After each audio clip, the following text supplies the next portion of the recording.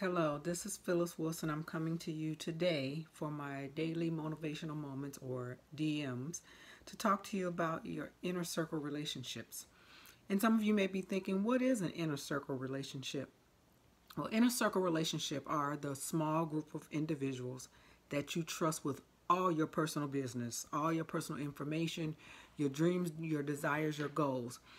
And it doesn't necessarily mean that you communicate with your interpersonal relationships, inner circle relationships, because all the individuals that are part of your inner circle could not necessarily be somebody you've met, but it could be someone you admire what they're doing, the profession that they have, the way they have handled themselves and conducted business from a distance. That interpersonal circle of relationships that you have, or the people that are compiled in that group, could be simply people that you consider if you think about a boardroom. Who's sitting at the table with you?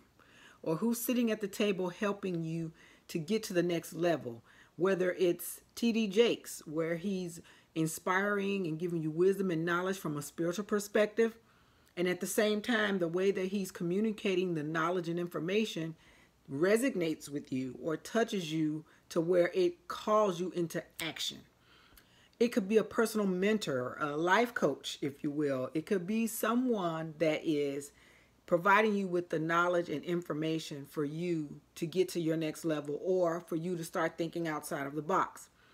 So because I'm giving you that analogy of an inner circle relationships, does not necessarily mean that these inner circle relationships consist of or is compiled with individuals that you speak to or see or live next door to you.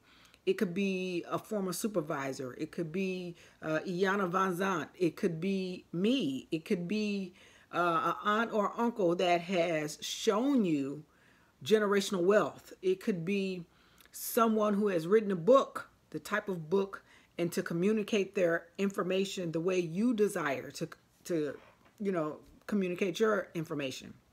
For me personally, yes, my inner circle relationships consist of two mentors. One mentor is in business and real estate, and she's a lawyer. Another mentor of mine is doing exactly what my desire is, which is helping people, and hers is from the psychology perspective and talking about mannerisms and human behavior. And she is excelling so much to where it has made me realize and take charge of me stepping my game up, if you will, or me getting to my next level. But then also in my boardroom of my inner circle relationships consist of TD Jakes. It consists of two former pastors that I used to be members of their church, that I like the way that they are taking their spirituality to a next level. And it has been a desire for me to continuously build my relationship with the higher being or higher calling, because I recognize that, yes, that's a part of who I am, and it's what makes up Phyllis. My parents are sitting in as part of my inner circle relationships because some of my core values came from them both. My father, with being headstrong and determined and not allowing people, things, or objects to knock you down where you don't get back up and keep moving or figure out what's another alternative to get accomplished or achieve what you desire. My mother, because she's a strong, hardworking individual and has always been since I was little. And her desire to have better, have greater, have bigger, bigger, better, or go home is what my mom really felt. So I got that mentality from her and that strength from her.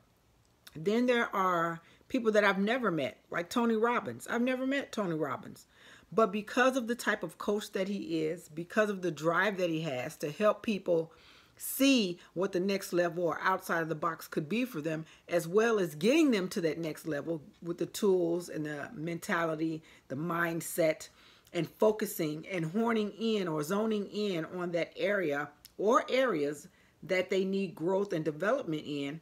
That is something I know that is a part of what my purpose is. And my purpose is helping people, which is why I started doing these daily motivational moments, or DMs, if you will, so that I can give you something throughout your day to think about and consider. And hopefully someone's taking notes, or they're thinking about how they can turn things up a notch or two for themselves.